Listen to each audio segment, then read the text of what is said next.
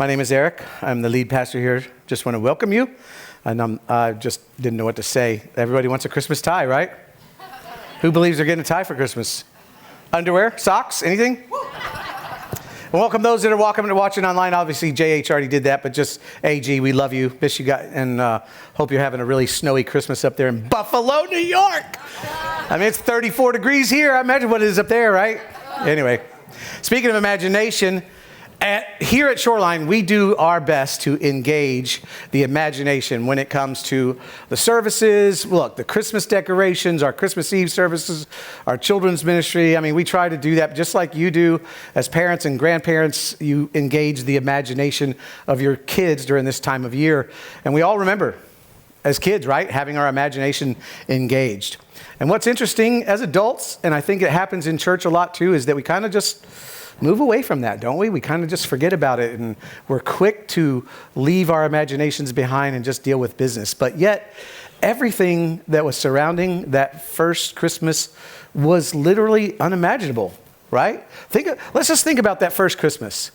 It was unimaginable because nobody was looking forward to, nobody was thinking about, nobody was praying or imagining a virgin Galilean peasant girl giving birth to a son, right?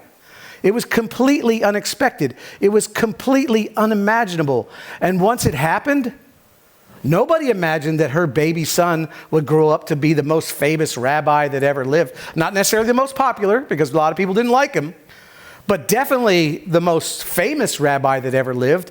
And no one could imagine the storyline of his life, right? That he would grow up and build this gathering, a following right there in the middle of the Middle East of Israel, Palestine, during a time of Roman occupation.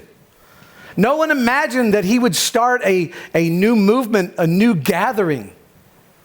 No one imagined that he would have the audacity to claim that he was greater than Moses. No one imagined that he would have the audacity to claim that he was greater than the temple. No one would imagine that he would have the audacity to claim that he was Lord of the Sabbath.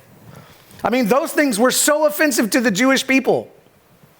No one, not even Mary, would imagine that one day her son would become such a threat to the temple and such a threat to the Jewish religion and such a threat to the Roman Empire that he would be arrested and crucified and buried.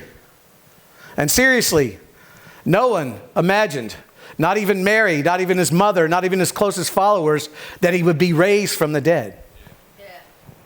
And that this movement that he began would actually outlast the temple, would actually outlast the empire, the very empire that crucified him. In fact, the very empire that crucified him would eventually turn around and embrace the son of a Nazarene peasant girl as God. And no one on that first Christmas would imagine that this Roman symbol of execution, the cross, would one day become the icon for this movement that is recognized all over the world for generations to come. We don't look at that as a symbol of torture. We look at it as a symbol of this movement that no one could imagine that very first Christmas day. The entire narrative was impossible. The entire narrative was unimaginable. But here's the thing I don't want us to miss, is we don't have to imagine any of that. Because here we are, right? We don't have to imagine any of that because we're here because of that. Regardless, even if you don't believe, you might be watching online, regardless of what you believe about the different parts of the story, the virgin birth, the resurrection, all of that stuff, what is undeniable is that we're here. And since that time, churches all across the world, different cultures, different customs, different languages, different ways they worship, have all recognized that Jesus is as the Son of God, or as the Son of God. That Jesus, a God who came to earth and lived among us to show us the way forward, to show us God's way. And it was unimaginable, but guess what? It happened, right? That's why we're here on December 22nd. But here's what we're going to talk about for the next few minutes. There's something we should imagine.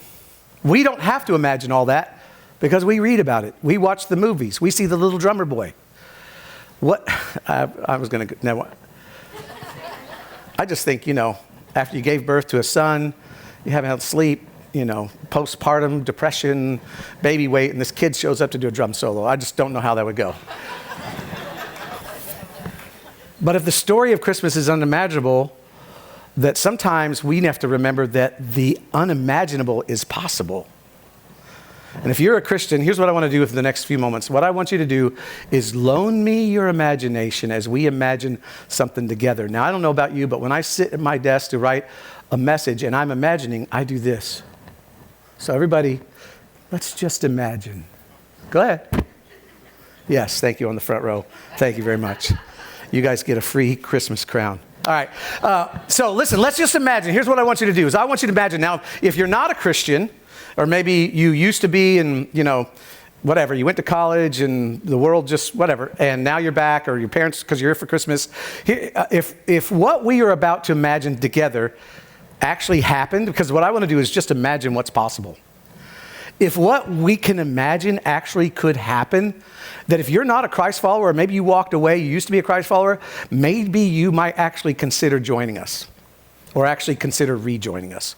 Because what I'm about to talk about isn't necessarily a reality, but it can be a dream. But it might be the reason why you've refused to follow Jesus.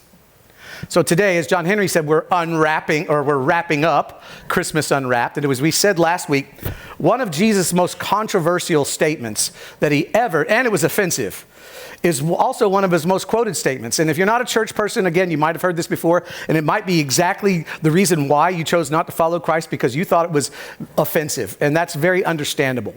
But at one point in Jesus' ministry, he stood up and he said to his disciples and those who were following, he said, "I am the way and the truth and the life.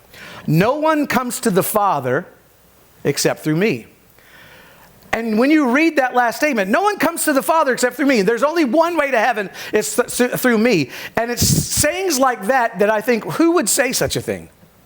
It was sayings like that Jesus had the habit of saying that would actually cause some of his followers to turn and walk away, to abandon him.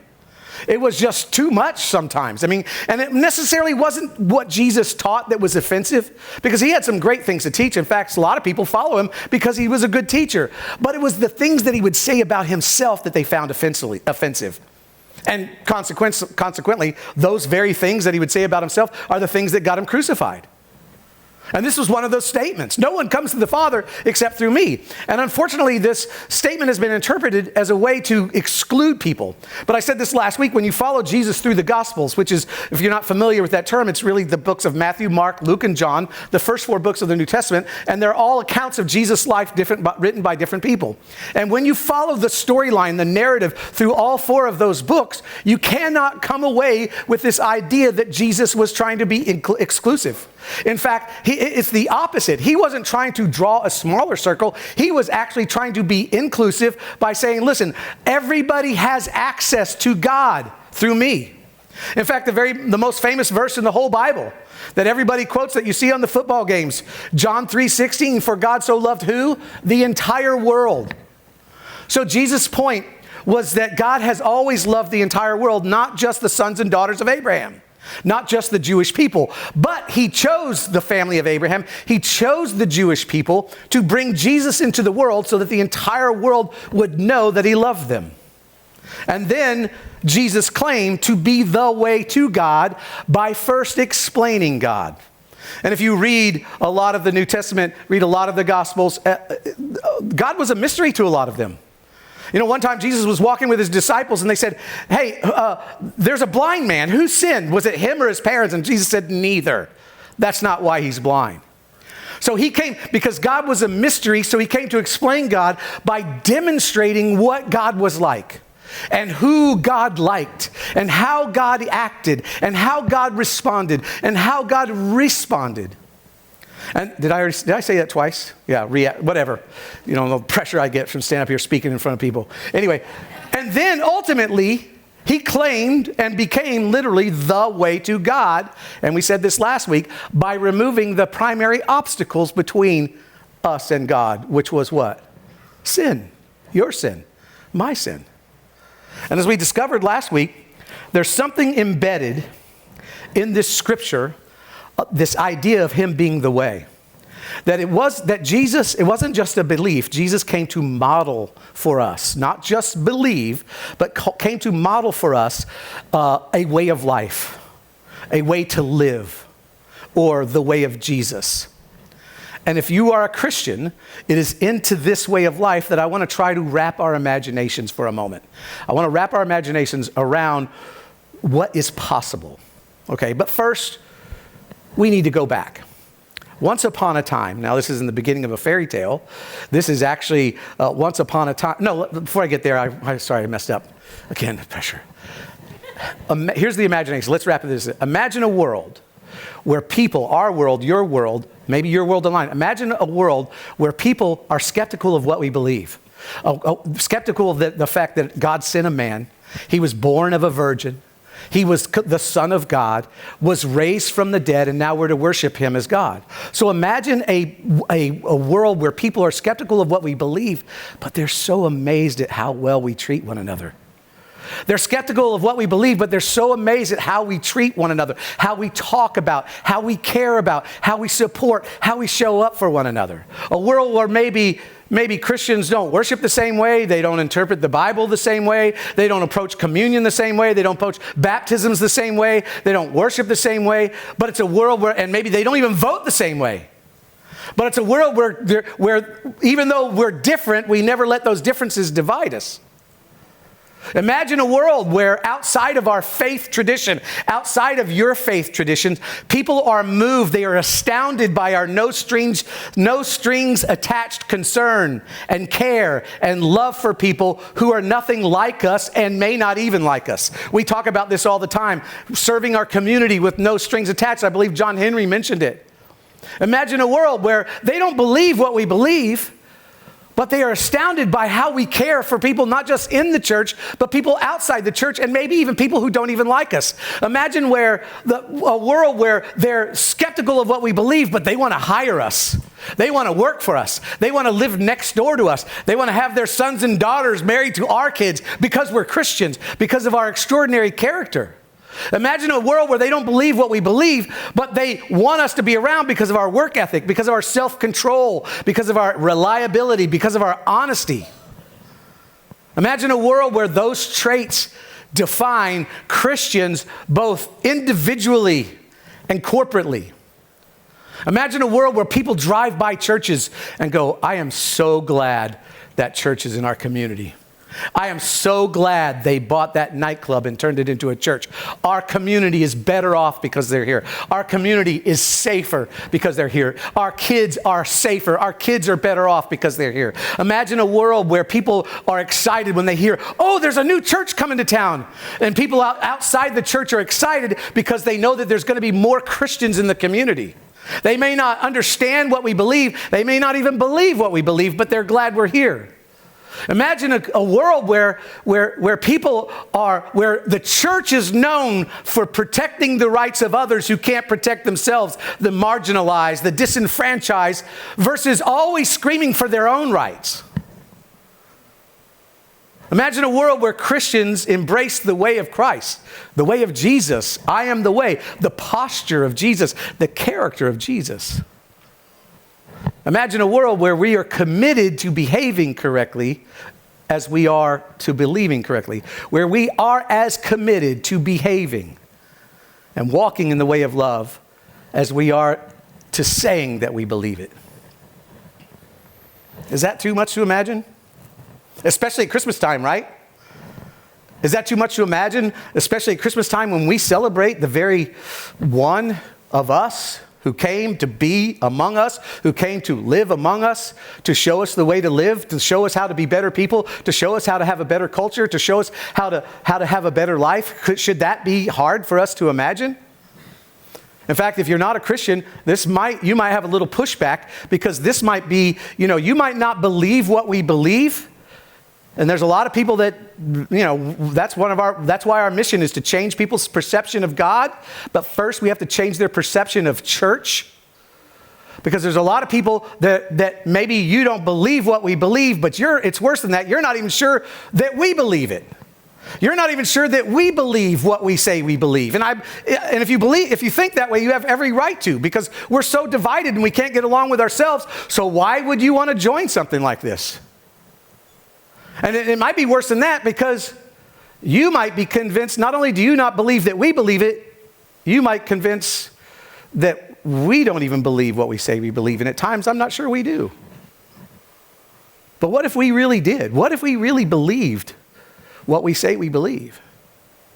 Now, we have all the Gospels. We have Matthew, Mark, Luke, and John. And then we have the apostles who came after Jesus. And the apostles and the Gospels, they are all about showing us this is what it looks like to be a Christ follower. This is what a Christ follower acts like. This is how a Christ follower reacts. But what makes it even stranger, and what makes it, worse than I just described, is it shouldn't be unimaginable, because the very thing that I just described, that I wanted you to imagine what if the church was like, actually happened. This is where I go back into once upon a time, and no, it's not a fairy tale, but at the beginning of modern history, the first century, this others first mentality that the church brought forth in the first century, which did not have an others first mentality. The culture that the church was birthed into was me first, where might determine right, where the golden rule was the people who have the gold make the rules. Right? Whoever has the power has the rules, and they're the ones that's right. Where women were considered property, and children, they were disposable and didn't have much value. In fact, people didn't really name them until a couple months after they were born, because they wanted to see if this is the kind of child they wanted. It was into this culture the church was birthed in the first century, where compassion and generosity were actually considered character flaws. And along comes this group of people, and they say, no. Compassion and generosity, they're not character flaws, they're virtues. And somehow this message began to take hold. And once upon a time, there were actually communities of Jesus followers who literally embraced this inconvenient, this countercultural, this it just can't possibly work way of Jesus. It was inconvenient because if you believed this way and you walked in this way, you could lose your home, you could lose your job, you could lose your life. It was countercultural because this is the way the culture was going, and it was definitely, how is this going to work? And this Nazarene cult, and that's what it was called, because it was a knockoff of Judaism. These were Jewish people who had abandoned the way of Judaism and had embraced this new way that Jesus introduced. And all over the Middle East, they were viewed with suspicion. Like, why are they doing this? What do they want? Nobody is this nice. Why are they so compassionate? Why do they take care of the poor? Nobody cares about other people like they do. And it was in this culture where mainly people lived in the cities, they lived close together, that people from every segment of society began to gather together in these small groups on the first day of the week before the sun came up, because that was a work day. And they began to gather there, and it was different people from all walks of life: slaves, slave owners, freedmen, rich, poor, women, men, children. And somehow this idea begins to take hold. Somehow this idea begins to grow. And these little gatherings of Jesus begin to grow, and more of these gatherings pop up. And it wasn't because of what they believed. Because remember, there was no Bible. They didn't have Bible studies. Maybe somebody had a copy that something that Matthew wrote or Peter wrote, but it wasn't what they believed. What brought these people together wasn't what they believed at first. It was the way they behaved. I mean, they were the best citizens. They were good to their families. They took care of their families. They supported one another. They took care of the poor. In fact, when Roman governors were tasked to begin to gather these Christians up and arresting them, because they wouldn't worship Caesar as God, that was their big deal. They wouldn't put Caesar up there as God. The governors who were tasked with arresting them were like, we don't really want to do this, because they're not lawbreakers. They're actually easy to have in a society. They're more faithful to their families. They don't abandon their children. They don't abandon their wives. They pay their taxes. They submit to their authority. They help take care of the poor so we don't have to. And there was such a difference between them and the people around them, because they took the teachings of Jesus literally. And they lived them out. And consequently, they stood out. And the church grew and grew and grew. And what started off as suspicion became curiosity. And then it was like an avalanche. It began to grow and grow and grow, and people from every station, every walk of life began to flock to this gathering. And it wasn't primarily because of what they believed. It was because of how they lived, how Christians lived. Now, they had one small advantage that we don't have because it's not in our culture. Back then, 2,000 years ago, we didn't have a government like we have. They didn't have governments like we have. There was kings and there was kingdoms. And they understood the realms of kings and kingdoms. They understood that if you disobeyed the king, kings expected complete loyalty. And once they acknowledged that Jesus was a literal and physical king, they submitted to his rule and his authority. Because again, when you're devoted to a king, when you promise loyalty to a king, you obey the laws of the king. When you recognize someone as your king, you're devoted to the rules, and you knew from that experience that if you betrayed the king, that if you disregard the rules of the king, that you were considered a traitor. And to disregard the ruler, to disregard the governor, to disregard the king, you would be a traitor. And this is actually why the early Christians, listen to this, the early Christians were called Christian because it was a slur. It wasn't a word that they adopted for themselves. They're like, hey, Jesus, his last name's Christ, so we'll just call ourselves Christians. No, this was what they were called by the outside world. It was 100% political term. It was not a religious term. Christian comes from the Latin Christiani, means to be a follower of. Caesar, if you were a follower and Caesar, loyal to Caesar, the Latin term was Caesarani. And the Gentiles at Antioch, this is where it first happened, they look at this strange group of people who live this different kind of life and who seemed to be devoted to a different kind of king. It was a king who had actually come to earth, was crucified by Rome, rose from the dead, and they believed that this king ruled in a different kind of realm. And they believed, and they were as devoted to this king as they would be a Caesar or a governor or any other kind of ruler, anyone who was in place. They were devoted to this king. So they were dedicated. So the non-Christians, the Gentiles, called them Christiani, followers of Jesus. Now, this was a problem for the Roman Empire because Rome didn't care who you worshiped. Whenever Rome conquered a region, they didn't tear down the gods. They didn't make you worship the Roman gods. They didn't take away the local gods. What they did is you can worship any god you want. Their concern in Rome was strictly political. They allowed for many gods, but only one king, Caesar. Their mandate was this: worship your Christ. We don't care, but you obey Caesar. You can worship your Christ. We don't care what religious traditions you have. You can worship your Christ any way you want to, but at the end of the day, your ultimate allegiance is to Caesar. Now, this was a problem for the early Christians because Jesus wasn't like the pagan gods. See, the pagan gods, they didn't demand obedience. The pagan gods they didn't have a bunch of rules. All the pagan gods demanded was sacrifice. You make sacrifice to it was more like a good luck charm. We're going to make a sacrifice to these gods. That way we're going to have some good luck. But see, for their God, for the Christians, it was different.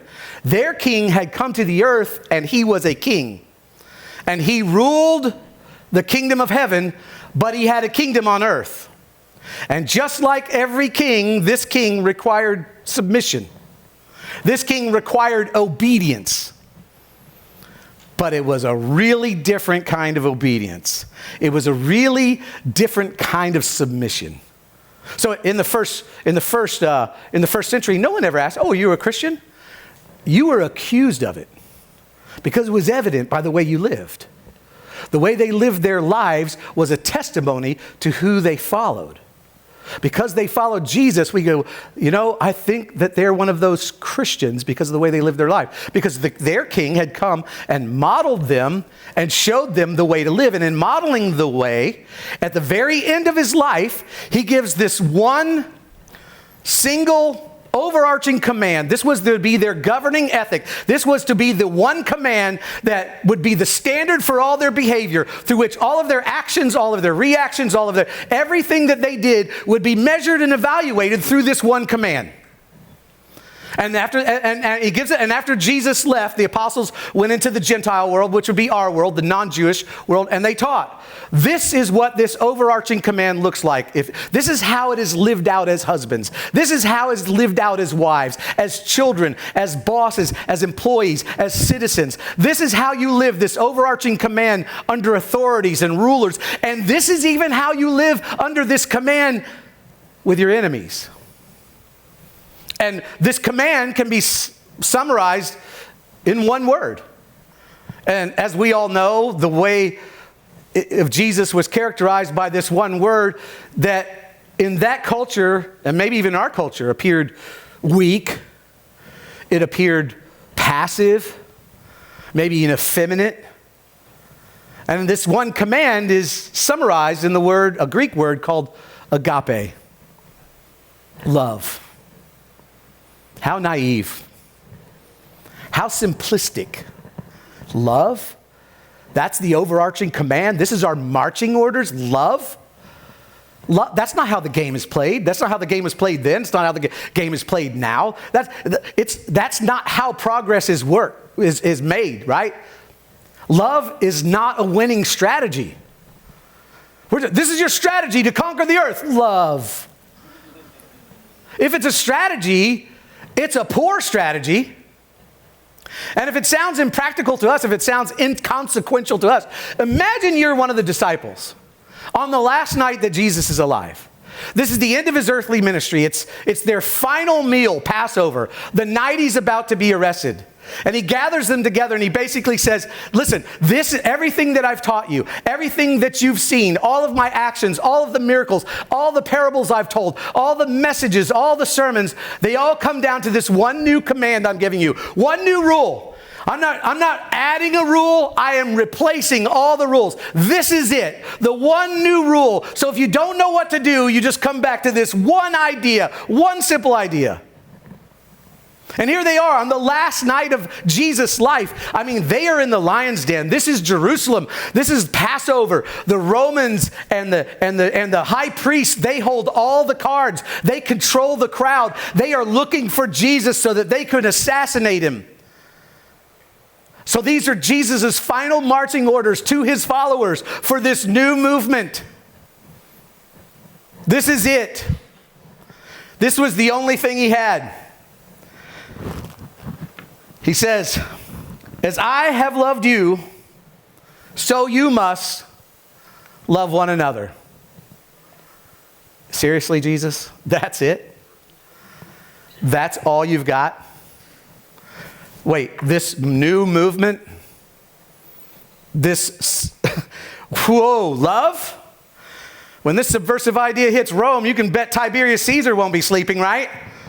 The high priest's going to hear about this new command and he's going to pack his bags and head out of town. They're going to be like, we're doomed. Escape while you can. They're going to love one another. What kind of rule is that? What kind of king is that? What kind of command is that? What kind of kingdom is that? You know, it shouldn't be hard for us to imagine, because we can look back in the very empire that this supposedly threatened. The Roman Forum is now a tourist attraction. The Herod's temple, which was the epicenter of power in that region. You can go to Israel today and it's a bunch of rocks.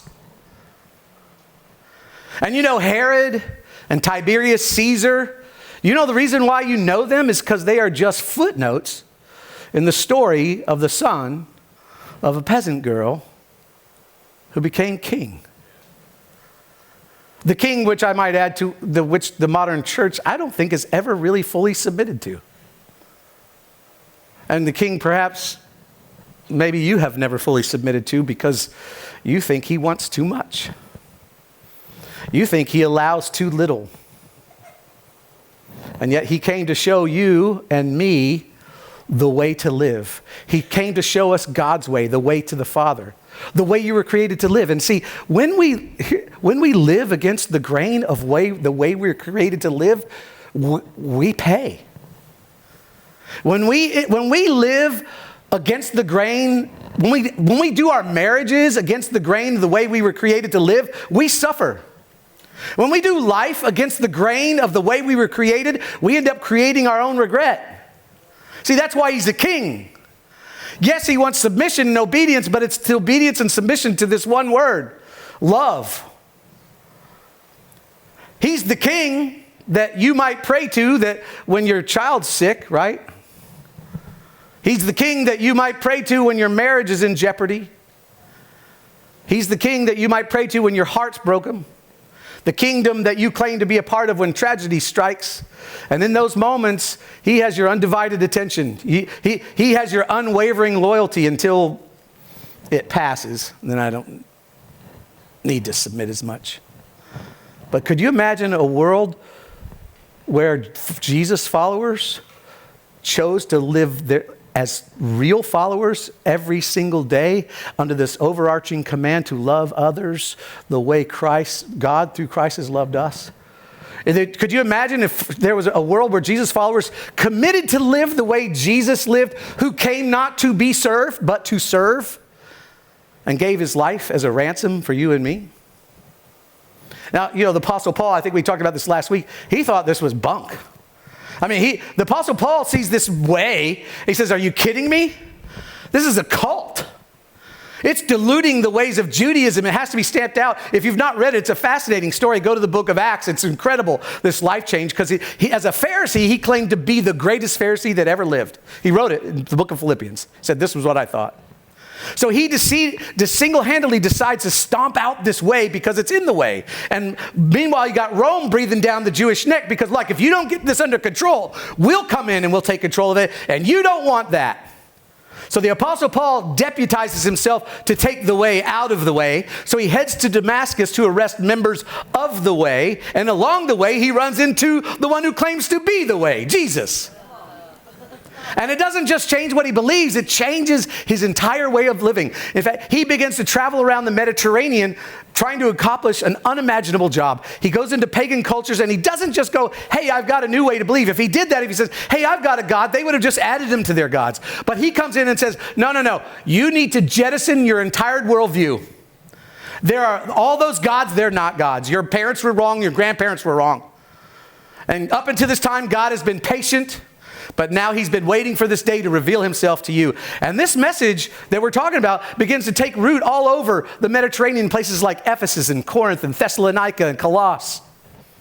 And during this time, the Apostle Paul writes a letter to the church at Ephesus. And here's what he says to them. And it's just one small little sentence I want to read to you. But I want you to imagine, what if we lived this way? What if we did this? In Ephesians, he says this, follow God's example. What was God's example? Jesus. I am the way. Follow God's example, therefore, as dearly loved children, and walk in the way of love. See, this is not new. You've all heard this. You're made in the image of God. And when it comes to communicating value, this is a great statement to talk about. You're made in the image of God. You have value. But even more than value, being made in the image of God means you are a picture of God. You are a reflection of who God is. So what God values, you are to value. How God responds to people, you are to respond. And you know what God is like. You know what God values. You know how to respond because he sent his son to live it out in front of you. So what this means is when you're not sure how to respond, when you're not sure how to react, we just ask the question, what does love require of me? When we're not sure what to say, when we're not sure what to do, it's okay to go back to this one command and ask the question, if I am to love others the way God through Christ has loved me, then what does love require of me? And it was this idea, this one command that changed a civilization once. It changed an empire. It changed the world. That's why we're here today. And it can't be improved upon. And to some it sounds soft. But consider this, the way of love culminated when this king surrendered himself to his enemies to be crucified for their sin. And the only reason why we know the names of some of these enemies, because they too are footnotes in the story of this king. So imagine a world where Christians followed God's example, the way Jesus illustrated what God was like. Imagine our world, imagine our community where Christians, regardless of the brand, regardless of how they worship, regardless of the music they listen to or don't listen to, regardless of how they baptize, imagine if we as Christians decided that we were going to walk in the way of love because that's God's way, because that's God's example for us, and that's why he sent the way. And my question is, if we've seen it, because 2,000 years ago, people decided to embrace this way, decided to embrace this challenge, to love others the way God through Christ has loved us. If they were able to do it and change the world, why can't we? If we are serious about the way of Jesus, why can we not continue what started 2,000 years ago? While they were there, this is Mary and Joseph. Now, this makes it a Christmas message. The time came for the baby to be born, and she gave birth to her firstborn, a son. And she wrapped him in cloths and placed him in a manger. Mary wrapped up the very personification of love and placed him in a manger. And that's what we love at Christmas. We love to see that picture. But 2,000 years later, we should be unwrapping that love, unwrapping that example the way he showed us. The best gift we can give our family, the best gift we can give our community, the best gift we can give the world, and call me an idealist, is every one of us individually and corporately following his example and walking in the way of love, not just at Christmas time, but every single day. It changed a region. It changed an empire. And eventually it changed the world. And now, regardless of what you believe about Jesus and being the Son of God, what you cannot deny is that the power of this movement. And if we would unwrap, just like the Apostle Paul says, unwrap this love like dear children and walk in the way of love, walk in God's way, we can change what we have the power to change. See, that is how we unwrap love at Christmas. Would you bow your heads? Please, everybody, I didn't do this in the first service, but I feel like I need to do it in this service. Bow your heads and close your eyes, because maybe you've never embraced the way. Maybe one of the reasons why you've never embraced the way is because of the very thing that I said. You've looked at the church who's never really submitted to this command to love others the way God through Christ has loved us unconditionally. And you've seen the hypocrisy. But maybe it was never spelled out for you like this. Because what is undeniable is that we are here because of what Jesus did, because of what happened 2,000 years ago. And maybe you've never fully submitted. Maybe you are a church person, you have never fully submitted. I just want to lead us in a prayer that we would take that step. Heavenly Father, we come to you in the name of Jesus. And I understand now why you sent your Son to show us and model for us the way to you.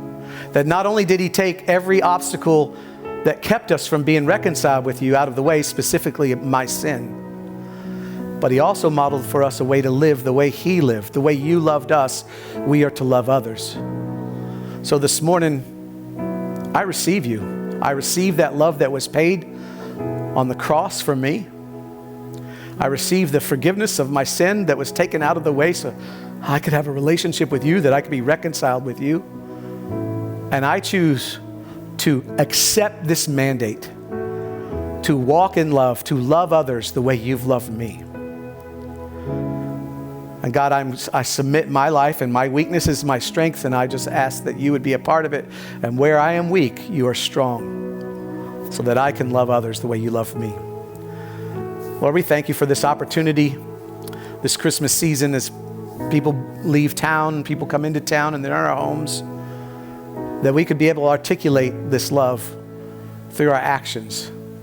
Not just what we believe, we say we believe, Lord, that people would see, like they saw the early church, these guys must be Christiani because look how they live their life. Lord, that our lives would speak louder than our words. We love you so much. We honor you in Jesus' name. Amen.